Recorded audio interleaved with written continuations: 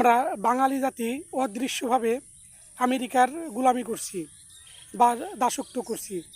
কিভাবে আমি ঘটনাটা ক্লিয়ার করছি। কিছুদিন আগে কুরবানি ঈদের ভিতর একটা মহিষ, সেই মহিষটা ভাইরাল হলো ডোনাল্ড ট্রাম্পের মতো চেহারা মহিষের।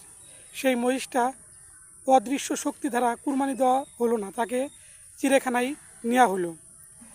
তারপরে ইরান, আমেরিকা আর ইসরায়েলের যুদ্ধ চলতেছে। এই যুদ্ধরত অবস্থায় ফুটবল বিশ্বকাপ খেলা হচ্ছে। এই ফুটবল বিশ্বকাপের উন্মোদনায় যে আমরা পতাকা ফিলাক উড়াই, সেই ফিলাক আপনার ইরানের যে ফ্ল্যাগ আছে সেই ফ্ল্যাগটা বাংলাদেশে বিক্রি করতে দিচ্ছেন না স্বয়ং পুলিশ নিজেই।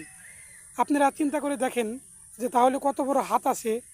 বাংলাদেশে ইরানের ফ্ল্যাগ বিক্রি নিষেধ করে দিয়েছি।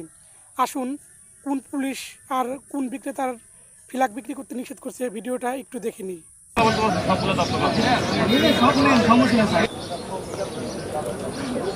বলছে যে এটা নিয়ে বিক্রি করো না, সবারে জানা দাও। আমি বলছি ঠিক আছে।